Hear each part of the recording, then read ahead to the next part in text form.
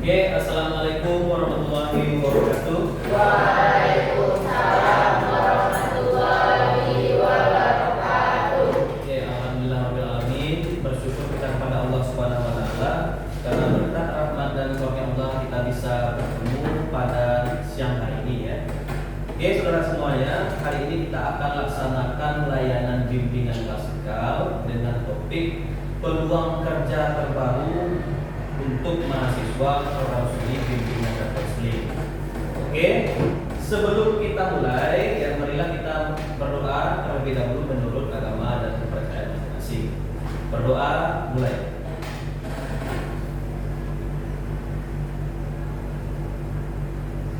Doa selesai. Oke, alhamdulillah saya sangat senang sekali saudara semuanya dapat hadir hari ini mengikuti layanan bimbingan klasikal, yang mana layanan ini adalah salah satu program bimbingan konseling yang ada di departemen kita. Hari ini kita khusus membahas tentang apa-apa saja peluang atau prospek kerja terbaru di program studi bimbingan dan konseling. Oke, saudara semuanya sudah kenal dengan saya? Sudah ya, alhamdulillah saudara sudah kenal dan saya sudah mengenal juga Anda semuanya. Oke, kita langsung masuk saja saudara semuanya. Saya akan tampilkan sebuah berita, yang mana berita ini terkait dengan prospek terbaru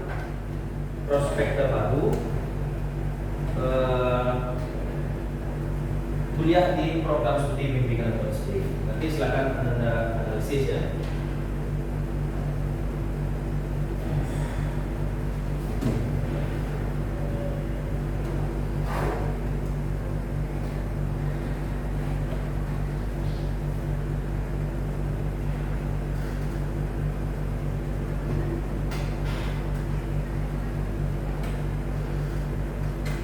Oke, kalau kita amati, ya, lihat semuanya.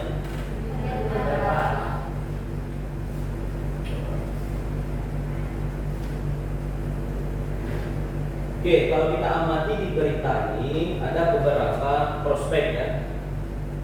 Nah, yang pertama, kuliah di program studi bimbingan dan konseling itu bisa menjadi guru BK, itu yang pertama ya.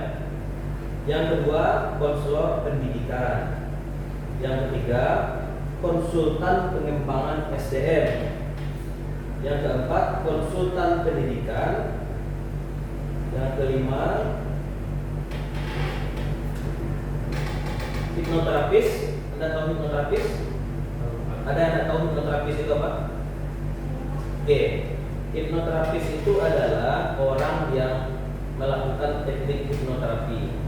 Hipnoterapi itu adalah teknik hipnosis yang mana kita sebagai konselor atau terapis melakukan sugesti-sugesti kepada klien. Misalnya klien mengalami trauma. Nah, agar traumanya itu tereduksi atau traumanya itu menurun, maka kita lakukanlah sugesti-sugesti kepada klien itu agar simptom-simptom traumanya jadi berkurang. Contoh ya, contoh hipnosis itu adalah silakan tenangkan diri Anda, buang jauh-jauh perasaan yang menakutkan Anda itu. Nah, itu contoh hipnosis ya. Nah, jadi kalau kita pelajari hipnoterapi lebih dalam itu akan memakan waktu. Jadi saya sampaikan pengantarnya saja. Jadi lulusan program studi bimbingan konseling bisa menjadi hipnoterapis ya. Kemudian yang keenam bisa menjadi PNS ya. Itu untuk jadi guru BK kita bisa jadi PNS atau menjadi pegawai P3K. Ya. Nah, kemudian lulusan program studi BK itu juga bisa menjadi jasa layanan tes psikologis atau menjadi tester. Nah, kan yang sedang mengambil mata kuliah asesmen sekarang, sering juga disampaikan oleh dosen bahwa mahasiswa prodi BK itu tidak hanya menjadi konselor saja nanti, tapi juga bisa menjadi tester yang melakukan asesmen psikologis, tes IQ, tes minat, tes bakat, dan lain-lainnya. Dan itu sangat bagus prospeknya di masa yang akan datang. Kemudian menjadi HRD ya, Human Resource Development di suatu perusahaan atau instansi. kemudian menjadi tenaga konselor di pusat rehabilitasi ya. Kemudian bisa menjadi pengusaha atau wirausaha. Oke? Kemudian setelah Anda melihat, ini kan berdasarkan berita ya, berita di media massa, silahkan masing-masing Anda membuat di kertas masing-masing suatu pertanyaan ya, silakan dibuat satu pertanyaan yang kemudian nanti Anda cari informasinya sendiri di internet. Oke? Bisa 10 menit atau 5 menit? Berapa kira-kira waktu yang dibutuhkan? 5 menit ya. Oke, tugasnya adalah buat pertanyaan sendiri. Contohnya, apa saja prospek kerja terbaru lulusan BK? Nah, silakan Anda cari jawabannya sendiri. Ngerti ya? Oke, 5 menit cukup? Oke, silakan.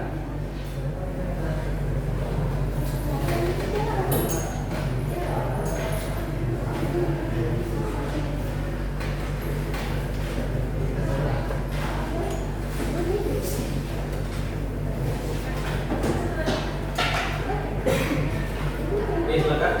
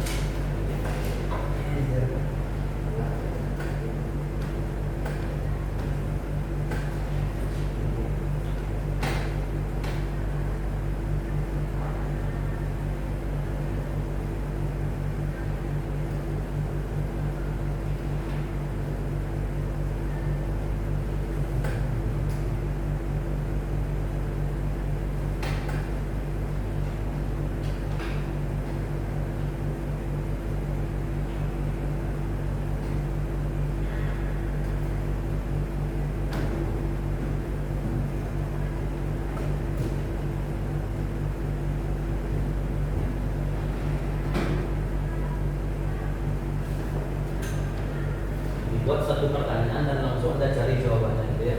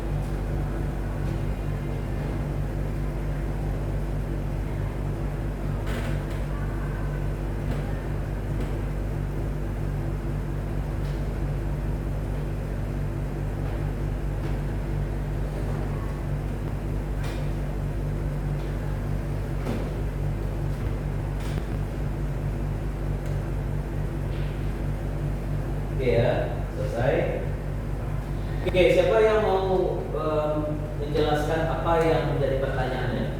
Silakan angkat tangan. Oke, silakan. Halo. Pak, saya Fikri. Pertanyaan saya itu, apa tantangan yang akan dihadapi oleh dalam guru BK? Dan mungkin dari sumbernya adalah kumparan.com, Pak.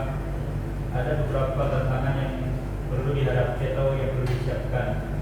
Dalam guru BK seringkali mendapatkan persepsi yang pertama, dalam guru BK seringkali menghadapi persepsi negatif publik atau miskonsepsi peran guru BK. Dan yang kedua, beban kerja dengan rasio tinggi karena kita menghadapi jumlah siswa yang cukup banyak. Yang ketiga, harus ekstra beradaptasi dengan perkembangan teknologi. Bagus, Al. Itu adalah tantangan-tantangan yang akan dihadapi oleh mahasiswa program studi bimbingan konseling dalam memasuki dunia kerja, ya. Terutama sekali yang akan bekerja dalam sektor pendidikan yang akan menjadi guru BK. Oke, bagus. Informasi yang didapatkan di sumber tersebut sudah benar. Ya, oke, ada lagi yang lain? Silakan.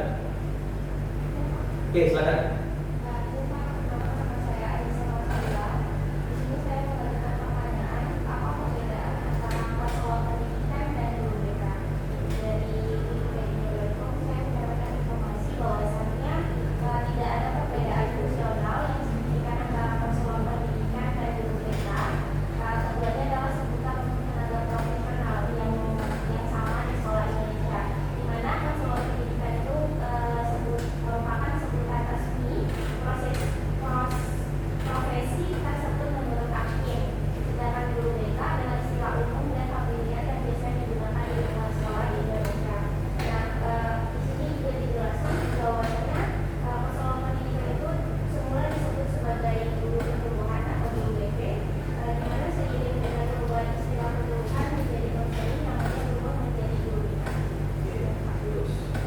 Itu informasinya sudah benar, ya. Perbedaan antara konselor yang umum, ya, dengan konselor pendidikan. Jadi sama saja, ya. Hanya saja yang membedakan ada yang bekerja di sektor pendidikan, sektor pemerintahan, sektor kesehatan, dan sektor-sektor lainnya. Oke, bagus, informasinya betul, ya. Ada lagi? Silakan. Ya, silakan juga.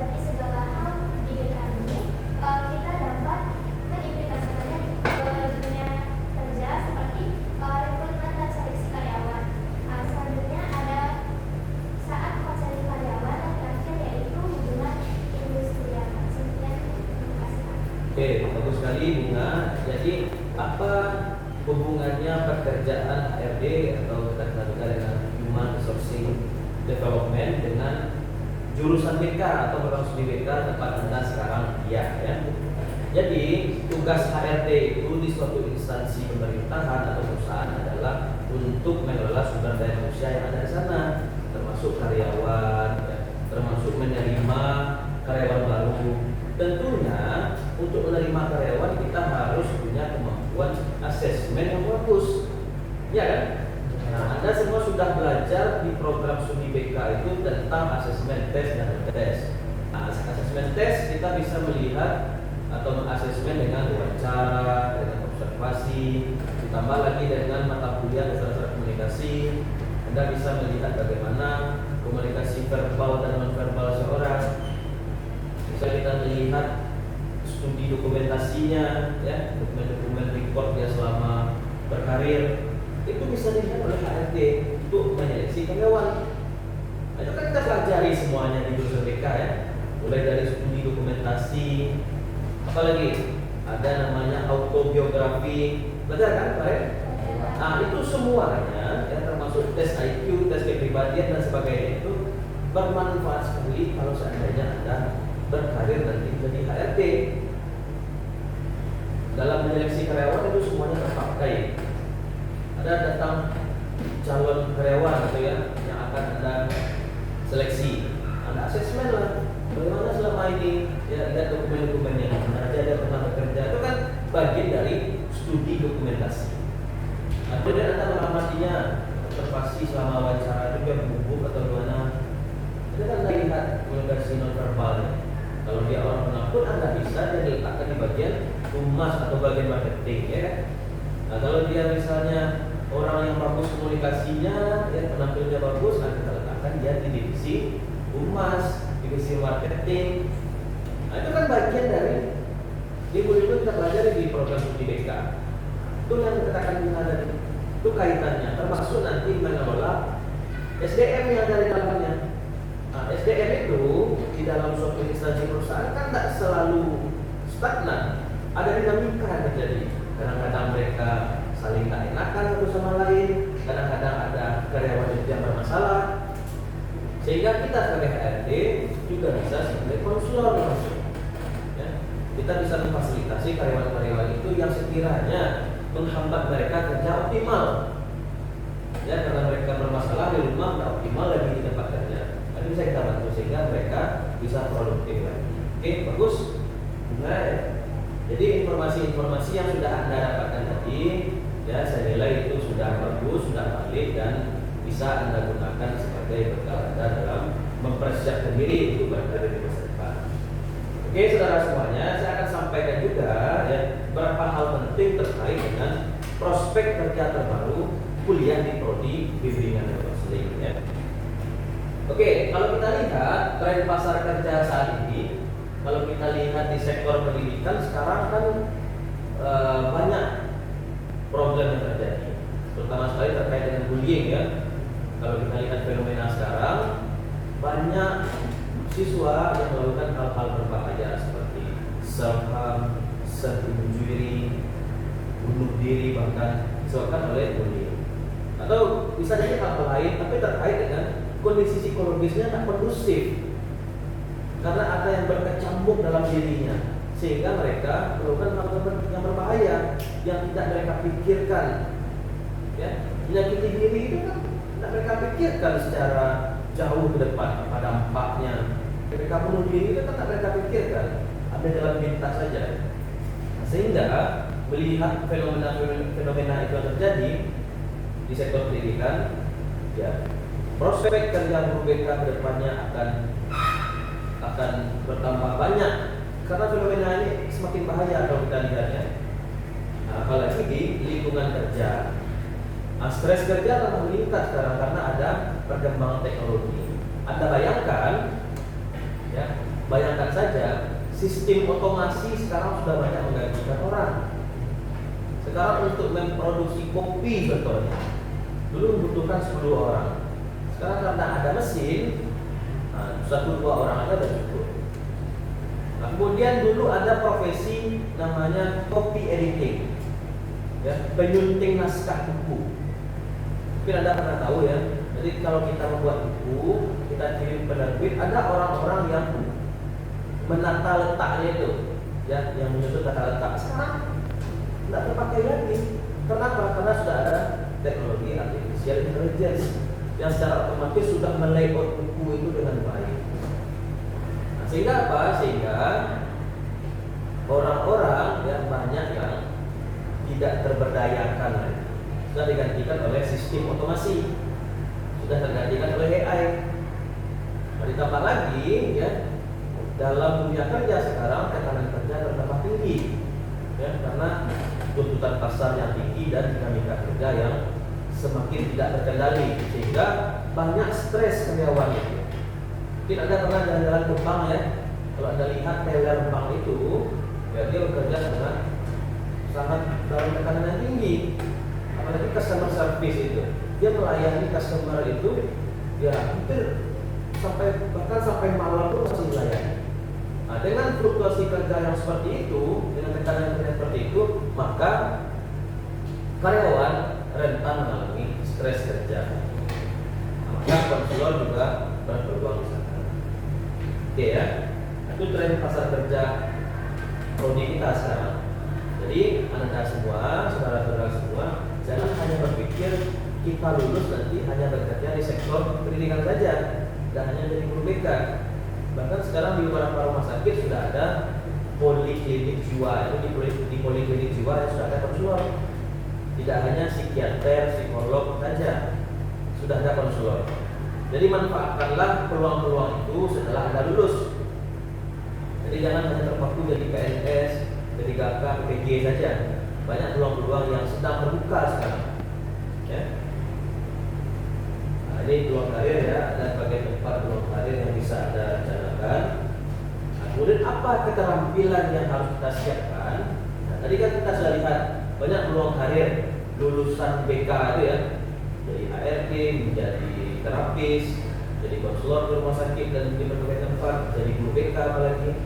Nah, sekarang kalau kita sudah tahu ya tren-tren terbaru peluang kerja guru BK, lulusan BK itu sekarang apa yang perlu kita siapkan? Oke, satu lagi ada ya, ada namanya rekam psikologis. Nah, itu peluang kerja baru juga bagi konselor, bagi lulusan prodi BK. Kalau di rumah sakit kan kita kenal istilah rekam medik ya. Nah, rekam medik itu ya merekam apa saja riwayat penyakitnya, diabetes, apa lagi macam ya. Nah, sekarang ada dibuat skema ya, kita buat pula rekam psikologis. Nah, dari sepanjang hidupnya kira-kira apa saja gangguan psikologis yang pernah dialami. Mungkin di umur 15 dulu dia pernah trauma, di umur 17 dia mengalami anxiety berat. Nah, itu perlu dicatat, perlu direkam.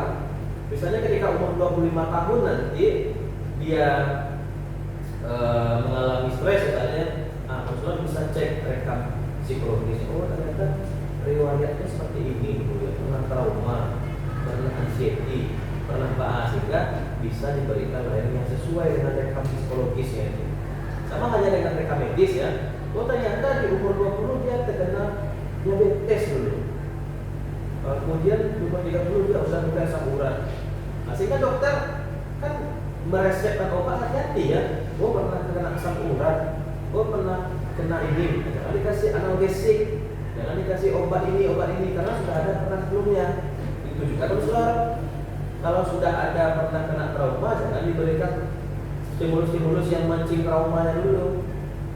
Nah, jadi ada satu profesi nanti namanya analis rekam psikologis. Jadi tidak hanya konselor, banyak prospek-prospek yang mungkin bisa kita lakukan di masa depan. Jadi apa saja yang perlu kita siapkan ya sebagai mahasiswa program studi MBA Counseling? Yang pertama adalah keterampilan interpersonal. Ini sangat penting dimanapun lah. Keterampilan interpersonal ini sangat penting. Bagaimana berkawan dengan orang, bagaimana berhubungan dengan orang, bagaimana tata cara komunikasi yang baik dengan orang itu sangat diperhatikan. Jangan menjadi orang yang selengean dimanapun, yang sesuai kehendak kita aja, tentu kita tidak akan dihargai orang.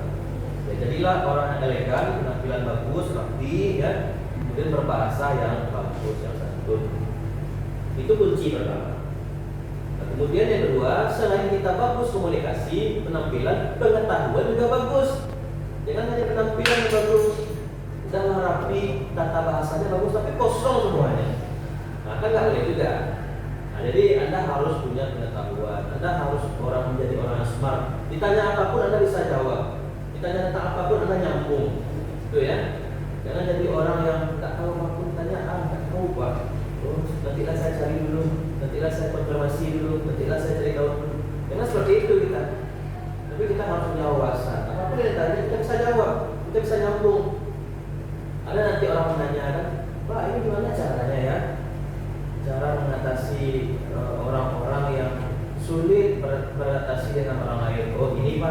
kalau orang sulit beradaptasi itu ada dua faktor penyebab. Mungkin karena kepribadiannya atau karena lingkungannya yang tidak sesuai dengan diri dia. Nah sekarang kita identifikasi dulu mana kira-kira penyebabnya. Akan bagus tuh ya, wow orang pintar ini kata orang kan. Nah, tapi kalau nggak tahu lah saya Pak, nggak tahu saya. Apalah yang menyebabkan dia itu sulit beradaptasi dengan lingkungan. Nah kalau seperti itu kita tentu tidak menjadi orang yang diperhitungkan. Harapannya kita setelah lulus nanti itu kan menjadi orang yang diperhitungkan. Kalau bisa pekerjaan itu minta kita kan. Nah di sini kan ada sini ada peluang. Karena kita orang yang diperhitungkan. Nah, itu untuk menjadi orang yang diperhitungkan itu kita harus menjadi orang yang smart, orang yang punya pengetahuan dan etika ya. Nah, kemudian kalau ada kesempatan mengikuti sertifikasi tambahan, nah, itu kalau bisa diikuti. Misalnya ada buka pelatihan hipnoterapi, kalau ada uang, kalau ada waktu sekali ikuti. Ada pelatihan mindfulness based cognitive therapy, kalau ada uang, nah silakan diikuti. Itu menambah portofolio Anda.